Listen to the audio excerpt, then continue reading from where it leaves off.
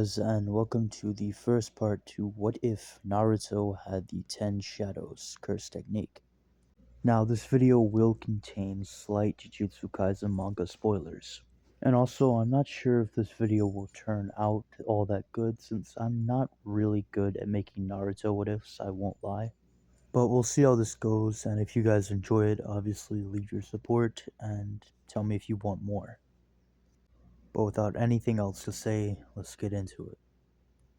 Naruto's birth would go exactly the same as half of the Nine Tails would be sealed inside of him, and both of his parents, Minato and Kushina, would die.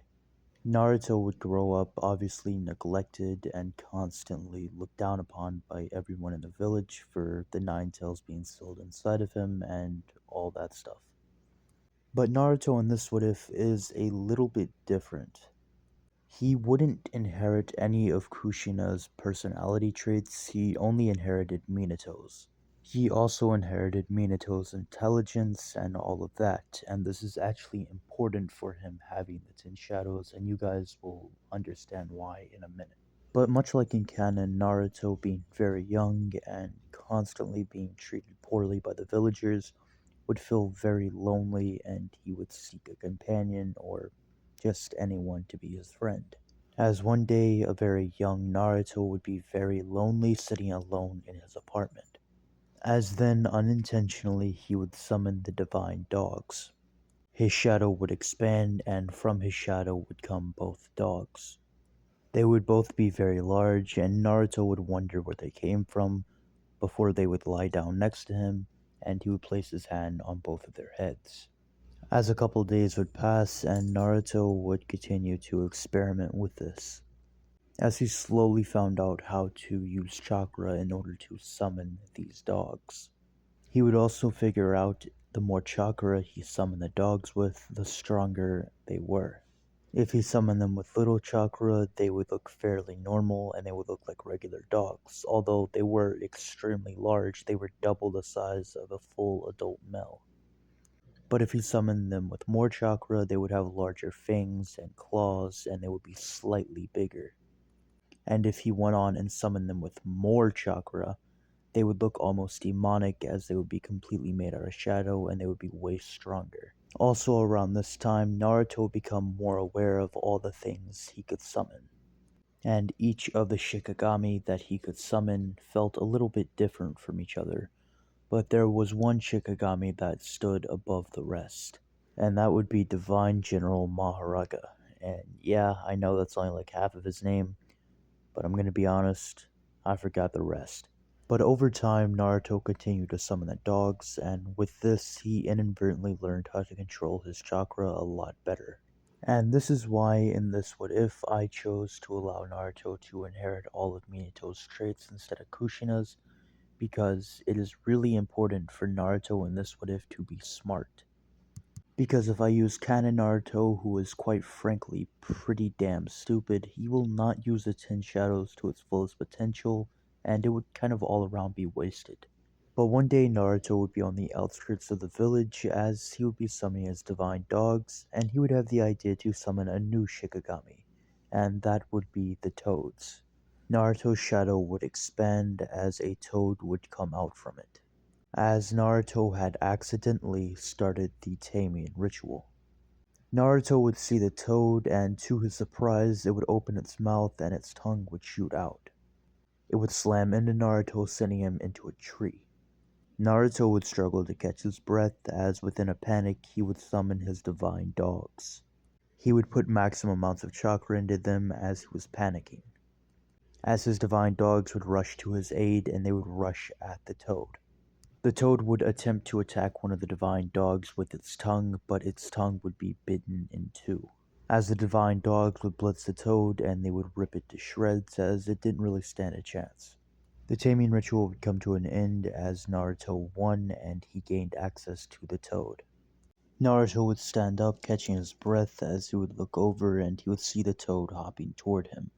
Naruto would now understand all the Shikigami that he could summon were meant for battle, and if he wanted access to summon one and use it, he would have to first beat it in combat. So Naruto would not only begin to train his two shikigami, the toads and the divine dog, but he would also begin to train himself.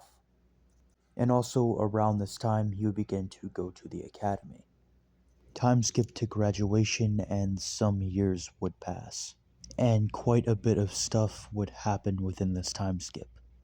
Naruto would grow exponentially stronger. Over this time skip, and after tons of rigorous training, he had tamed 3 more shikigami. That being the Great Serpent, Nue, and even Max Elephant. He also had extremely advanced taijutsu, and after all the training with his shikigami, he had nearly perfect chakra control. And unlike in canon, he is obviously not a troublemaker. But like I said, it would be the day of graduation, and Naruto at this point is kind of a perfect student. When it came to actual written tests, he always passed with little difficulty. When it came to performing jutsu, he performed any jutsu presented to him pretty much perfectly first attempt. And like I said before, he was advanced with taijutsu, beating anyone he went up against, even Sasuke. He easily outperformed all of his classmates. And also, since Naruto is a completely different person in this What If rather than in canon, he isn't really disliked by that many people.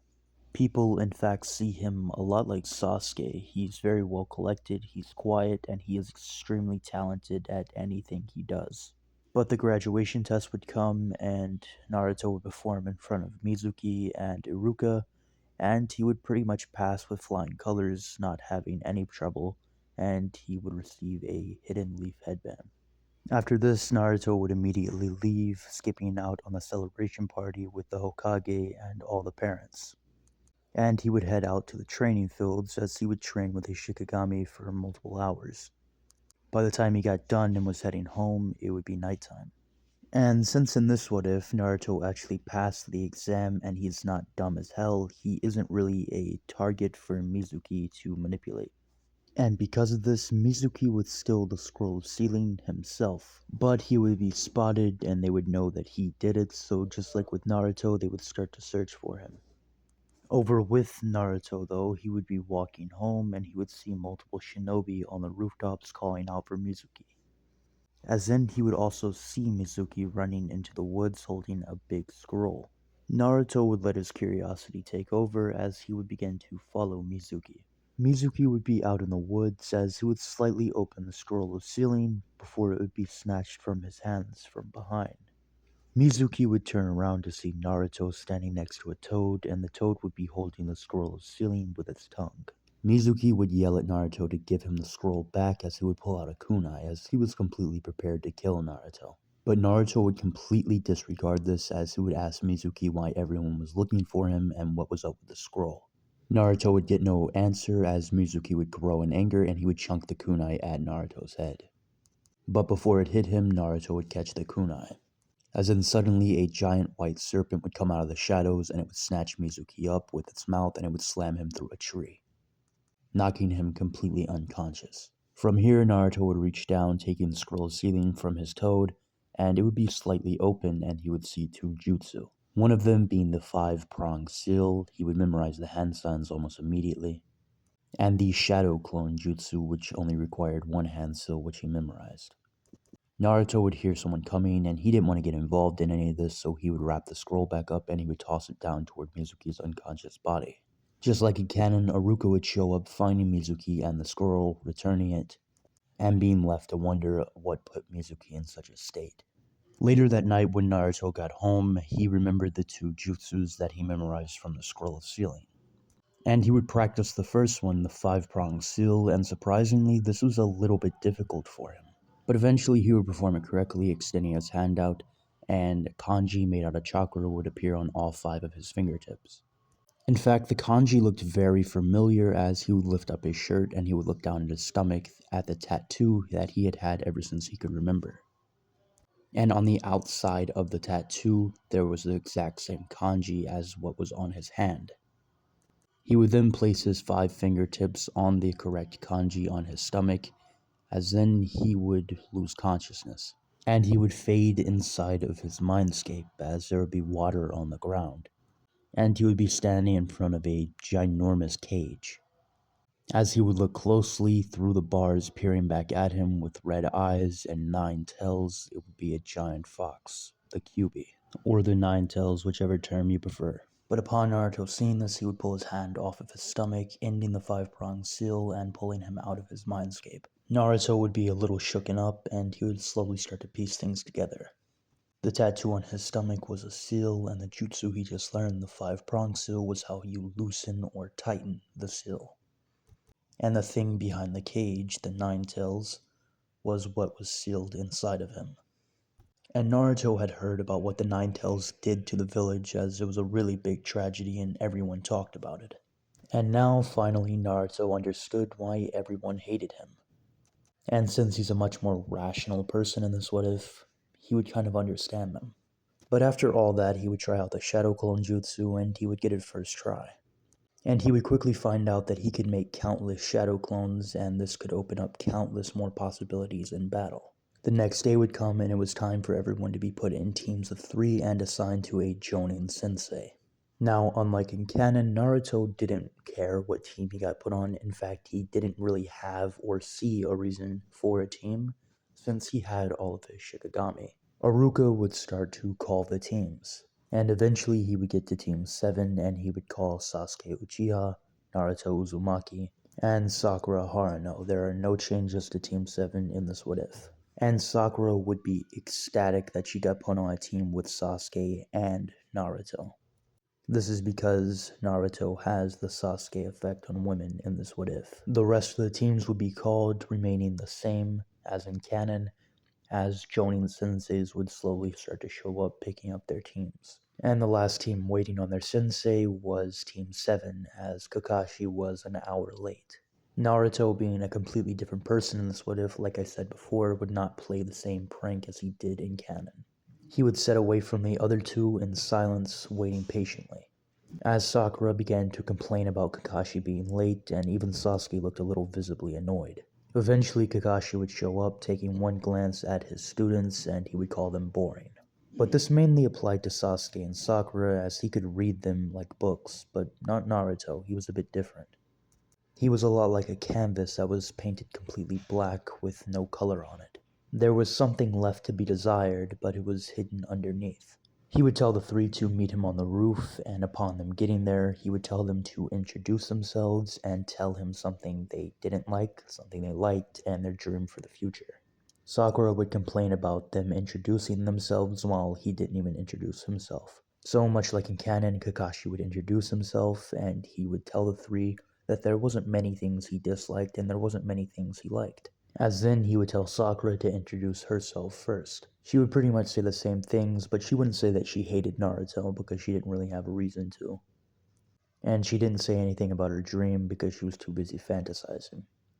Kakashi would then tell Sasuke to introduce himself, and he would say the same shit as in canon. As then finally he would get to Naruto.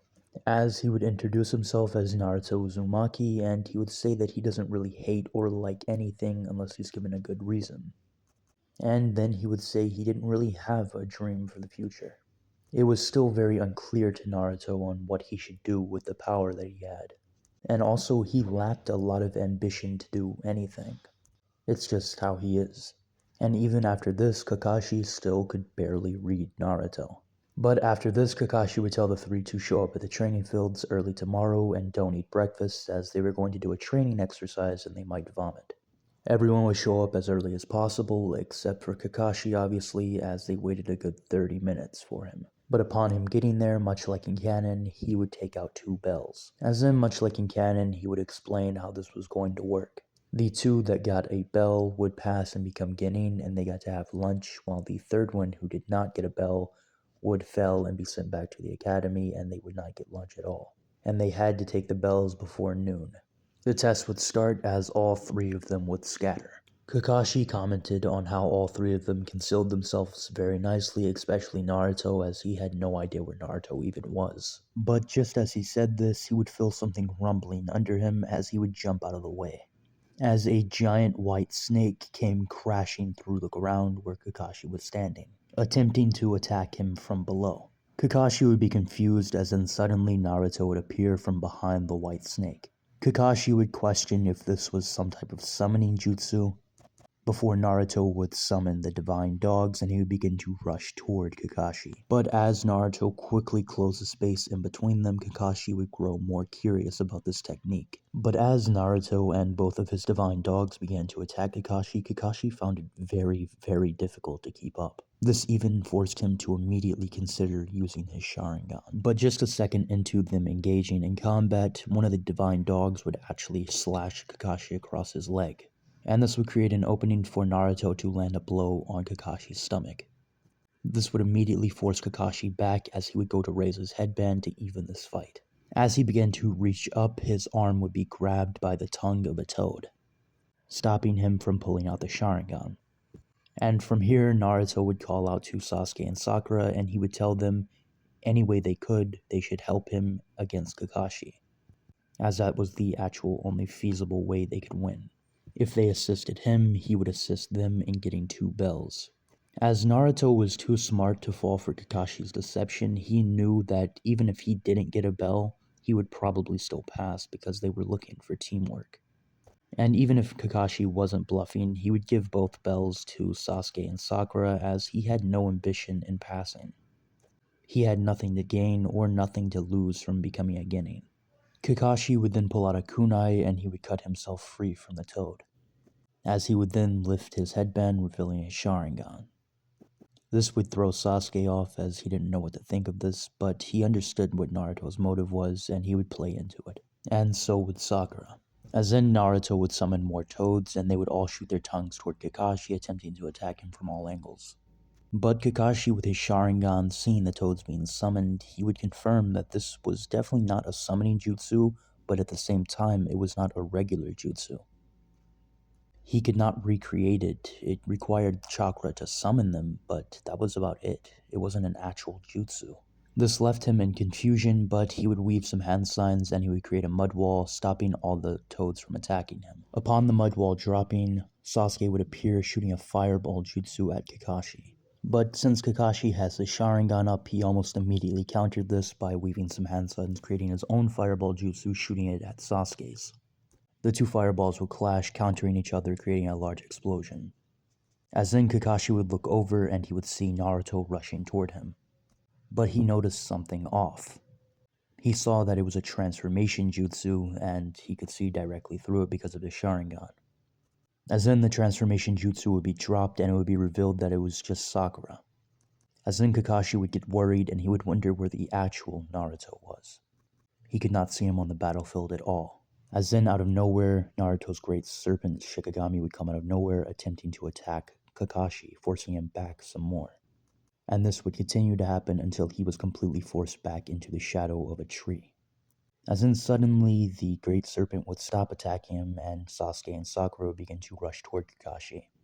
He would begin to focus on them as he was completely oblivious to what was happening underneath him.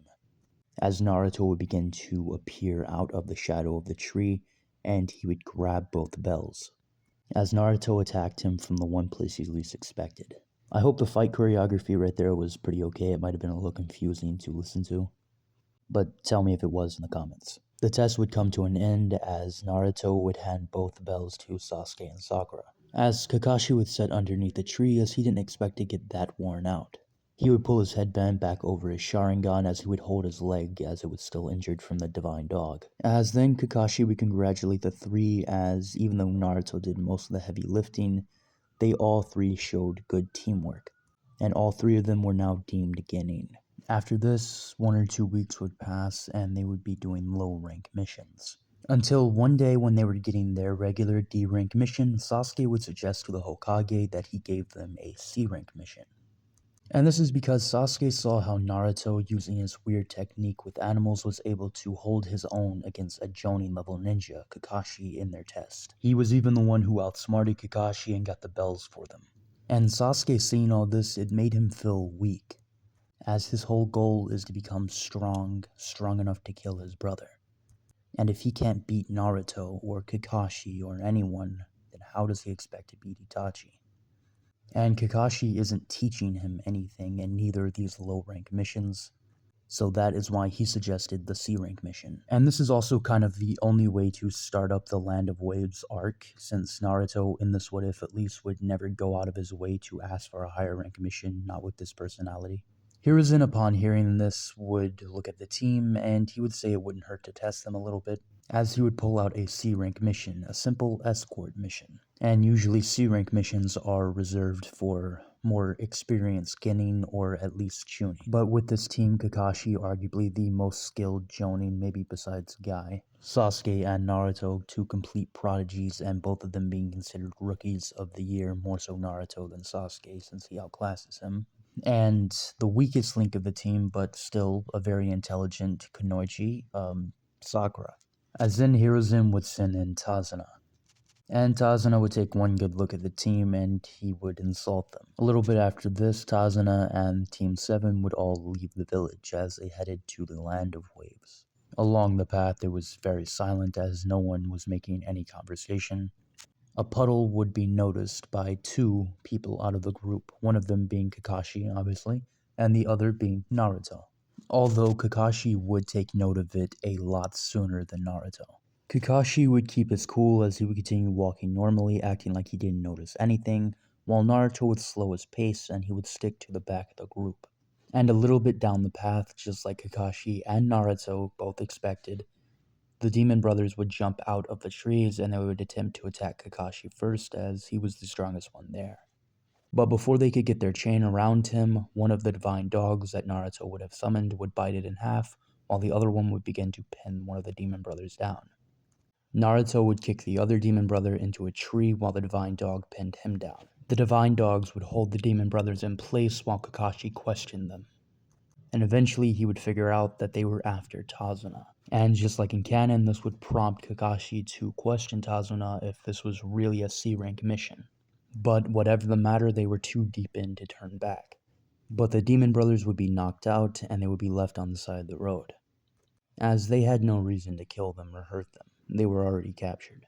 From here, Team 7 and Tazuna would all have to get on a boat as they would have to go across the ocean to the Land of Waves. Shortly after they got off the boat and they were making their way to Tazuna's home, Kakashi would feel something and Naruto would just barely notice it.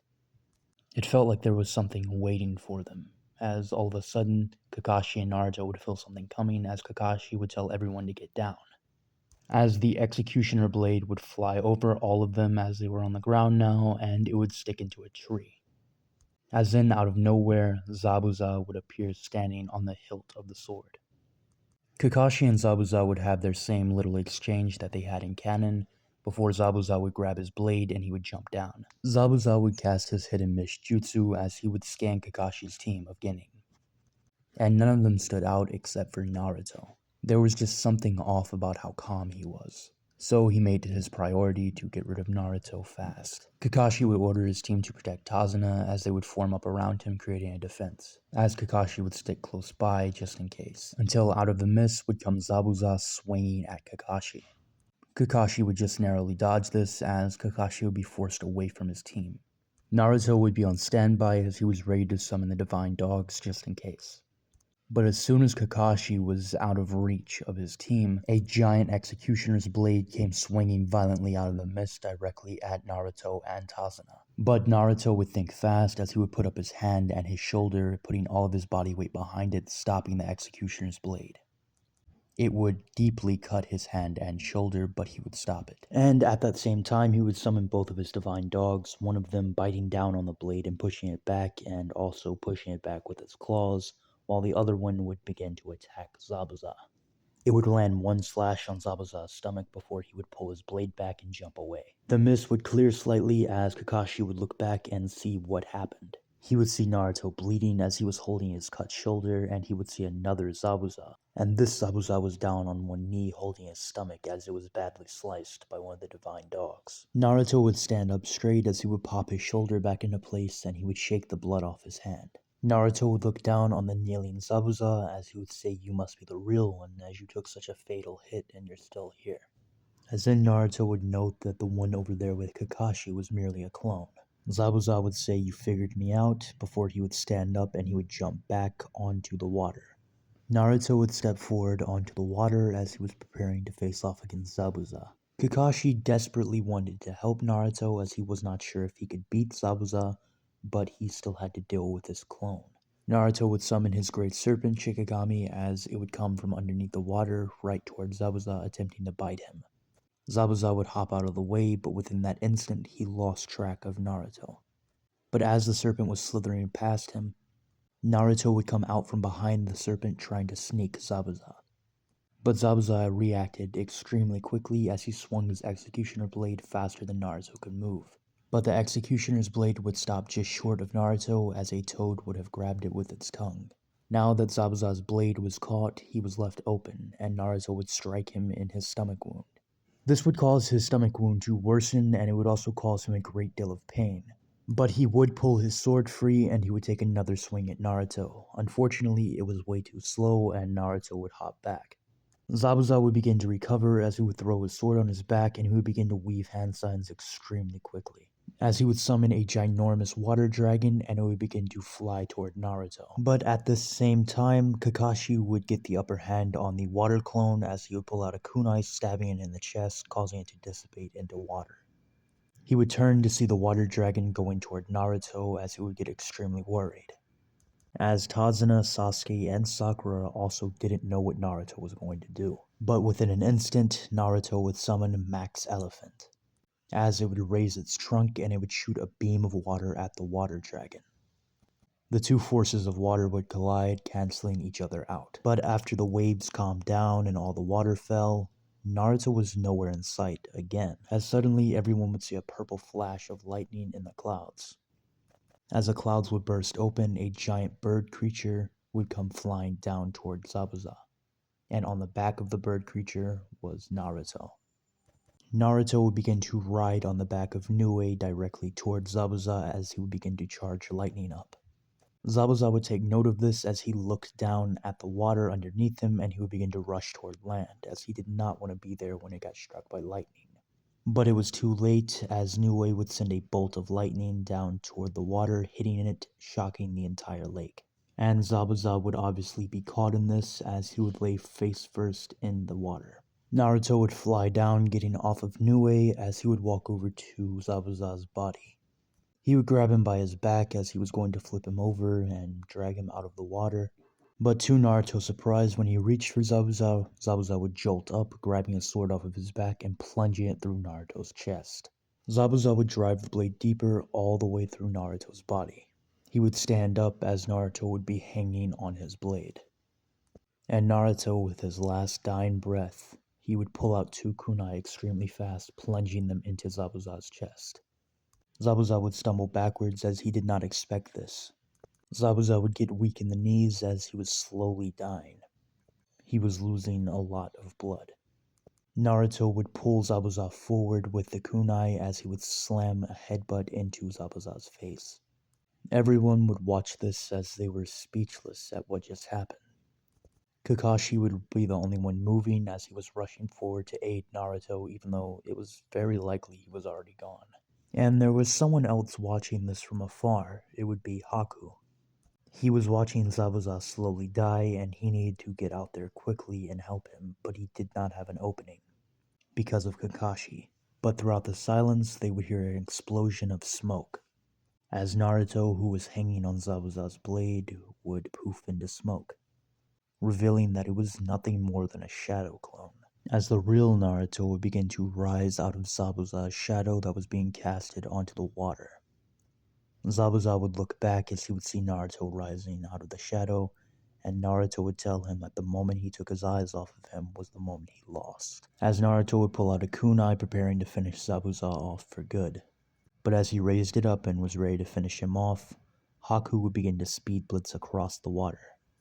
And right before Naruto stabbed Zabuza, Haku would get in the way of the blade, as Naruto would accidentally stab Haku in his chest, killing him instantly.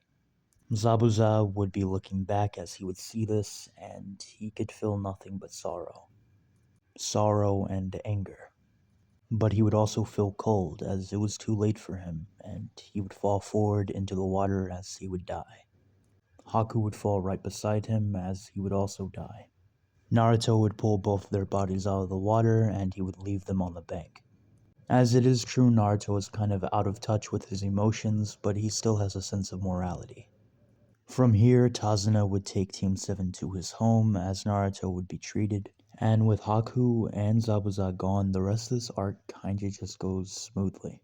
During the daytime, Team 7 would go to the bridge with Tazuna as him and his men built the bridge. And during the evening, Sasuke and Sakura would train their chakra control and they would climb trees, much like in canon.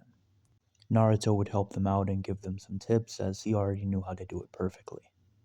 And since Kakashi wasn't injured and drained of chakra during this time, he would also be able to help them. And Sasuke grew more angry by the day as he just constantly watched Naruto outperform him. And he learned pretty much nothing from this mission.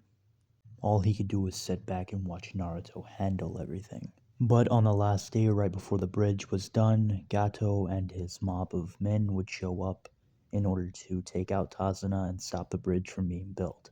But Naruto would summon Max Elephant as he would shoot a giant wave of water toward them, knocking them all off the bridge into the water below.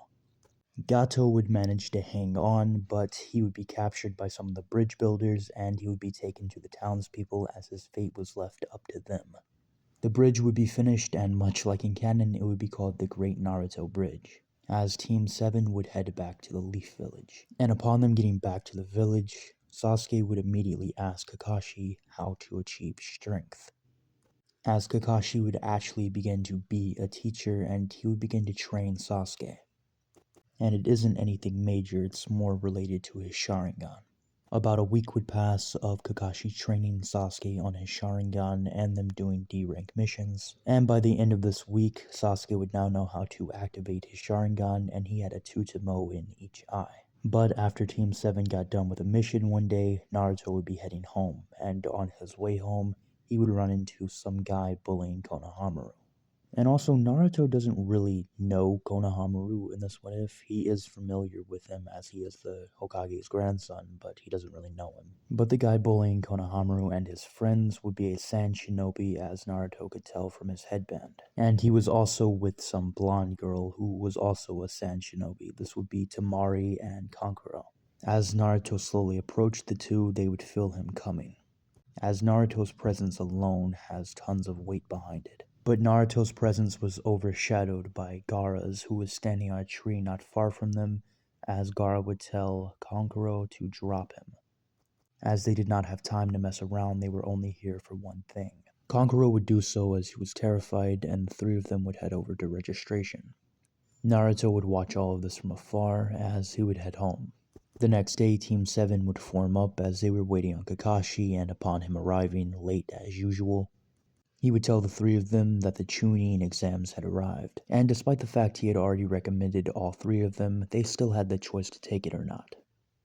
Naruto would now understand why the Sand Shinobi were there. Kakashi would hand each of them their tickets as he would tell them if all three of them decided to take it, they needed to show up at room 301 in the registration building, and that would be taking place 3 days from now. Team 7 would disband as Naruto and Sasuke were already in. They were most definitely going to be taking the exams, but Sakura on the other hand, she was a little bit scared, as Kakashi also, much like in canon, did warn them that the Chunin exams was dangerous. But after a lot of thinking, she would finally decide that she should take it. With the Chunin exams, it might allow her to grow as a ninja and she could be more like Naruto and Sasuke. So she would finally decide to take the exams along with Naruto and Sasuke. So 3 days later, all three of them would show up at the registration building. And much like in canon, they would go to room 201 because of the genjutsu, but upon getting there, they would immediately see through it. And there they would meet Lee, who would do the same thing as he did in canon. He would confess his love for Sakura, but she would turn him down, unfortunately. And since Naruto kind of overshadows Sasuke in this What If in terms of being Rookie of the Year and a prodigy, Neji would try to introduce himself to Naruto, but Naruto would simply walk off, as he simply wanted to get to registration. Sasuke and Sakura would follow, and once they got to the big open area, much like in canon, they would be stopped by Lee, as he would challenge Naruto instead of Sasuke to a fight. but he would be turned down. Because Naruto is not some cocky dickhead who constantly takes fights that he doesn't need to. But after this, the three of them would head to room 301 where they would be met by Kakashi. Kakashi would commend Sakura for actually showing up, as all three team members have to actually show up in order to enter the Chunin exams. But after this, he would wish them luck, and after this point, there was no turning back, as all three of them would step through the door as the Chunin exams would commence. And that is where I'll be ending the first part to What If Naruto Had the 10 Shadows. Now, this is a bit of a weird what if, it's a bit complicated, the fight choreography is kind of deep and whatnot. But I really don't mind this what if. I think this is actually my first actual good Naruto what if. I actually had a lot of fun writing the fights and also, just making this what if in general. But you give me your opinions in the comments down below, and I might do a part 2. I don't really know yet.